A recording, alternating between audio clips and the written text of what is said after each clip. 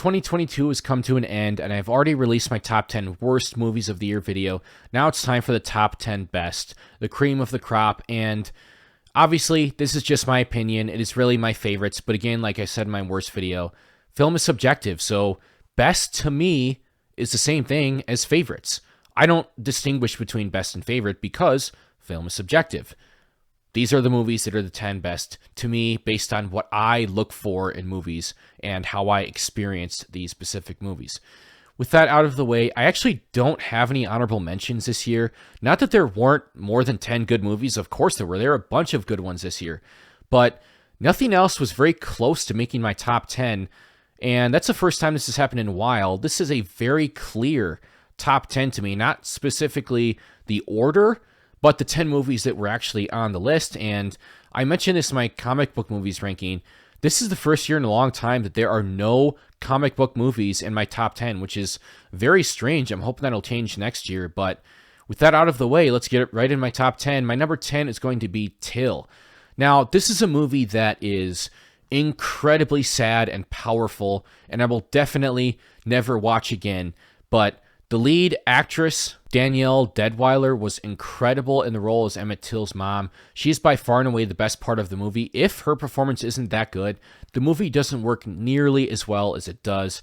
An incredibly emotional and powerful movie that did a great job depicting what Emmett Till and his family went through, how he got treated, how black people got treated in general back then, and how they still get treated. And the character of Emmett Till's mom has a very good arc in the movie as well, to where at the beginning of the movie, she is kind of like an isolationist, just kind of doesn't want to get involved in anything. And then once Emmett dies, once what happens to him, she ends up having a change of heart and decides to become a voice for change in the community in general, which I thought was really good. As a movie, it's not, the structure isn't amazing. It does drag at times, but man, just definitely one of the more impactful experiences I had all year. At number 9, I have The Good Nurse. Now, this is one that, for whatever reason, not very many people are talking about, and the people that have seen it, a lot of them don't seem to really love it.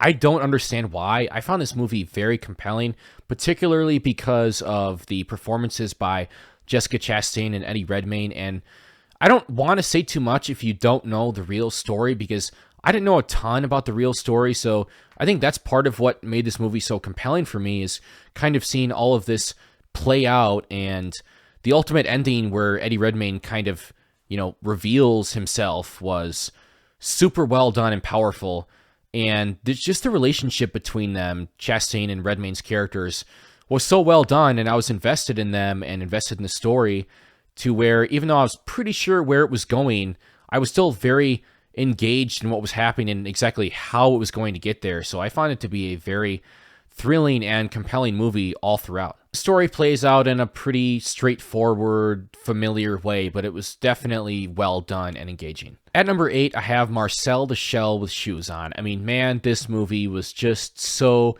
damn sweet and heartfelt and impactful and funny. And I think part of the reason it works so well is because Marcel is such a naive character, and all of the humor and heart comes from him, and it just feels so natural. I mean, it feels like all of this is real. It doesn't feel like it's written at all.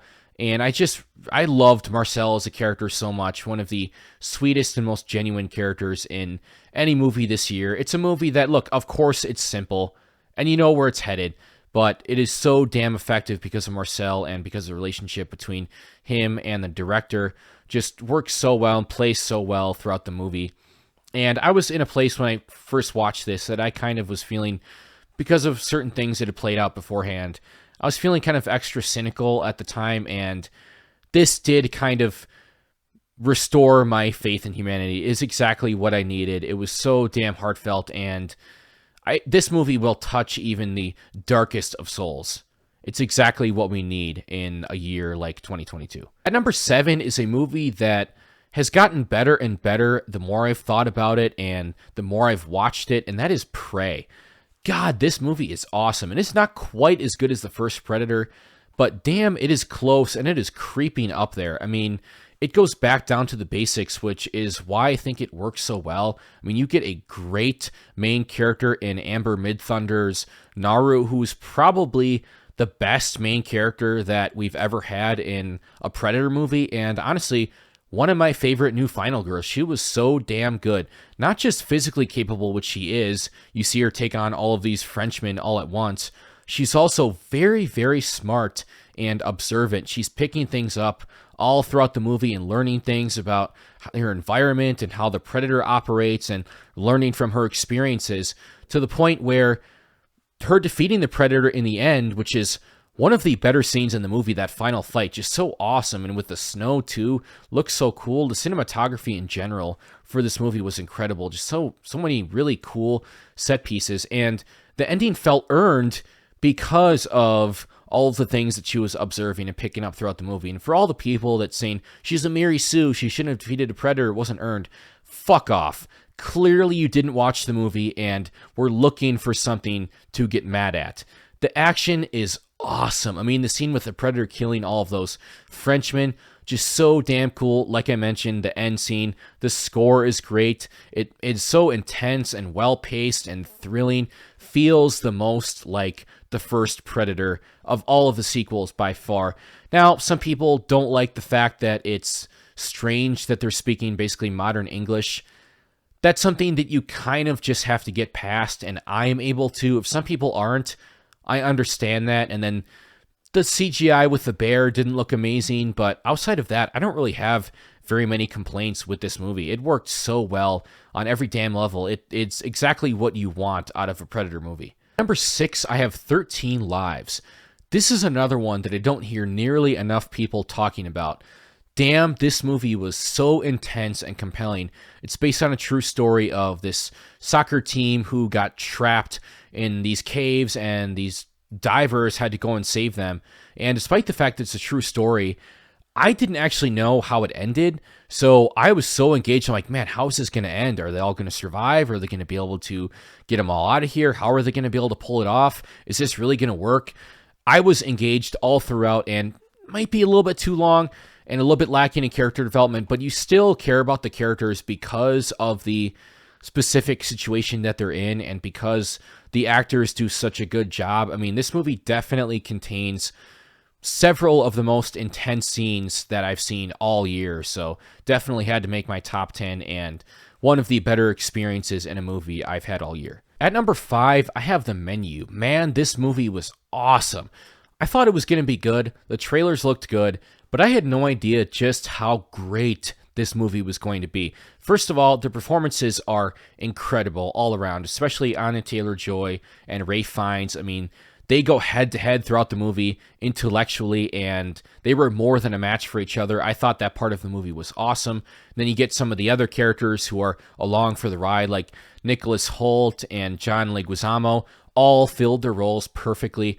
What works so well about this movie is that it is both incredibly compelling and engaging and retains that horror aspect. It never feels like it's too goofy, that it's not taking itself seriously, and that the stakes aren't real. That's there all throughout the movie, but you also get the satirical side of it that is incredibly clever and well done.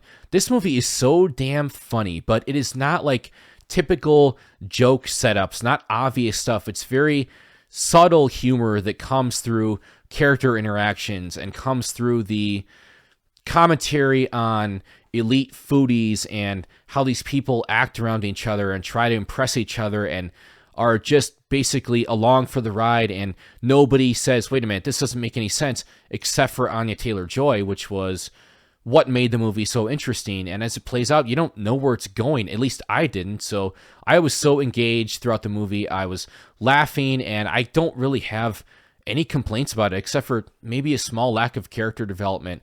But I just had such a blast with The Menu. It is top 5 movie of the year for me. My number 4 is going to be The Banshees of Inisherin. This movie just really worked for me on every level. Look, I love Colin Farrell. He's one of the most underappreciated actors working today, and I think that he should win Best Actor for this movie. Will he? I'm not entirely sure, but I really, really want him to, and I'm someone who really values character development, and this movie had it in spades. In fact, that was the main thing it was focused on, with the relationship between Colin Farrell and Brendan Gleeson's characters. Their friendship, basically, the whole movie is about Brendan Gleeson ending a friendship with Colin Farrell, and that's a very simple premise, but God, it makes for some really interesting discussions and philosophical questions, and it really explores the whole idea of friendship and how quickly they can end and the lengths that people will go to maintain that friendship, but also, on the other hand, how dangerous it can be, what those friendships can lead to if things go wrong. So the dialogue is incredible in this movie. I mean, the conversations like in the bar with Colin Farrell talking about what it means to be a good person and where he ends up in the movie, just so much good stuff. Martin McDonagh is really good with these types of serious, bleak movies, but also have some humor in there. Like, this movie's funny as hell. I mean, they have some really subtle, like, dark humor sprinkled in there, and that kind of humor certainly won't work for a lot of people, but it really, really worked for me. I totally love this movie because the characters were so good, the dialogue was so good. I don't know if it's super rewatchable, because McDonagh does kind of tend to cross that line of, like, there are a lot of movies that I think are very bleak and dark, but are also quite rewatchable. Like, Fincher makes a lot of those, but McDonagh, I think, goes a little bit too far into really good, dark and bleak movies that I probably won't watch as often. So that's about the only knock I have against it. And aside from the ending being fine, I mean, it didn't disappoint me or anything. But look, I'm just looking for nitpicks at this point because this movie was so damn good. And if it were a different year, it very possibly could have been my number one. And now we have gotten to the top three. Now, like I said, if it were a different year, The Banshees of Inisherin or The Menu could have been my number one. But this top three this year is so damn special. And I rewatched all of them recently to kind of solidify my order and to figure out if I was going to shift any of them around. And I didn't. It definitely, like, solidified that, yes, this is my top three, and yes, this is the order. No three movies hit me on the level that these three did. And with that being said, number three is going to be Top Gun Maverick.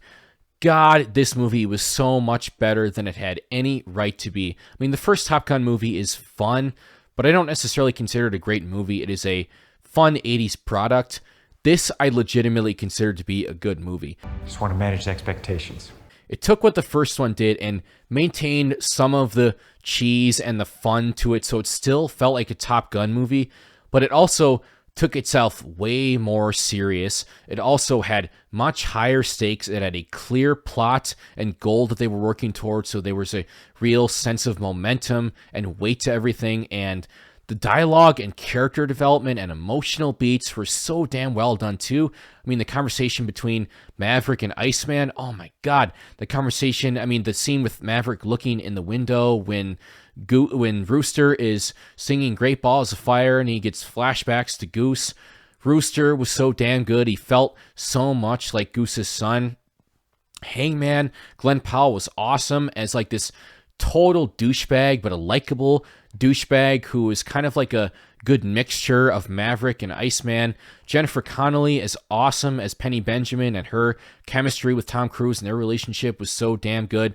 And the action, my God, the action was enthralling, especially that third act. I mean, the dogfights were incredible. All this stuff is real, so that's why it looks so real and why it's so immersive, is because it's all real. They were actually in the planes and filming in the planes. So I don't usually take into consideration the behind-the-scenes stuff. I just talk about what the movie actually looks like in its final form, but it is very difficult not to think about that this is all real while you're watching this movie. And the third act was fairly long, but they kept it interesting because they kept doing different things. It didn't get repetitive. It didn't get tedious.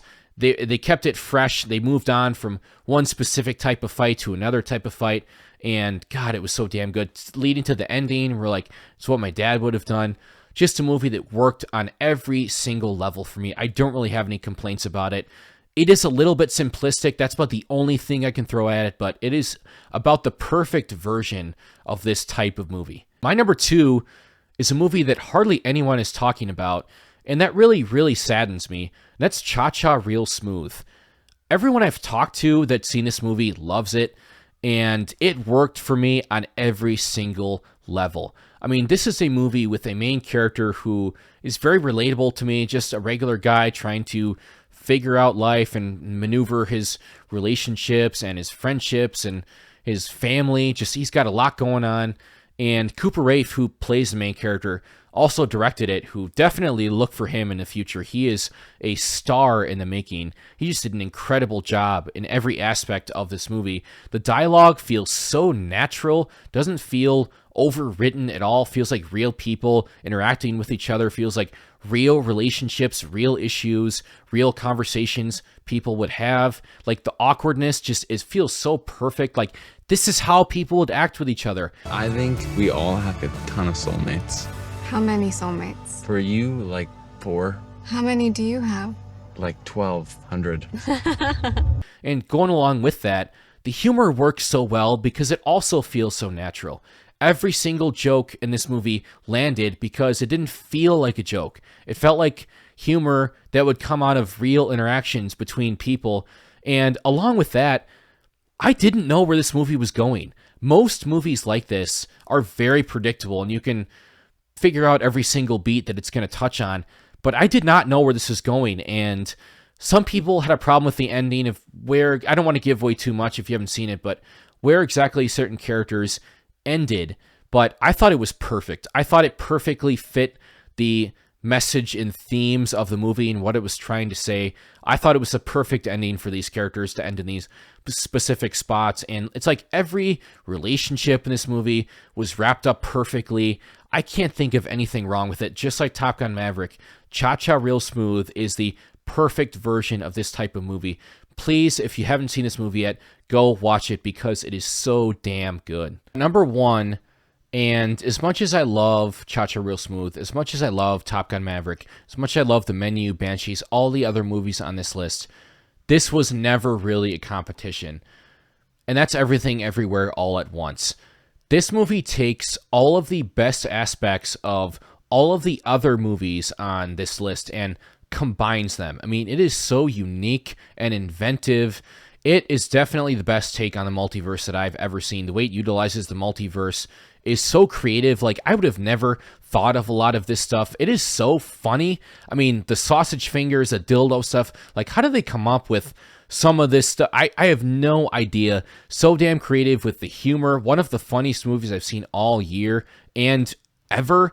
And the movie is incredibly emotional for all of the stuff going on with the multiverse, for all of the ridiculous humor. They keep it focused on the relationship between Michelle Yeoh's character and her family, her husband, played by Ki-Hoo Kwan, who was basically retired from acting and came back, and he was incredible in this movie. A relationship with her daughter, and both of those relationships were fully explored in so many different aspects throughout the movie. I mean, Yeoh really goes on this journey of self-exploration and the path not taken and what would have happened if you would have done this instead and what really matters in life, and the conclusion she ultimately comes to and kind of reconciles with her family was perfect to me. I mean, all the relationships were wrapped up so damn well. The action is so damn good. I mean, some of the best action in the entire year.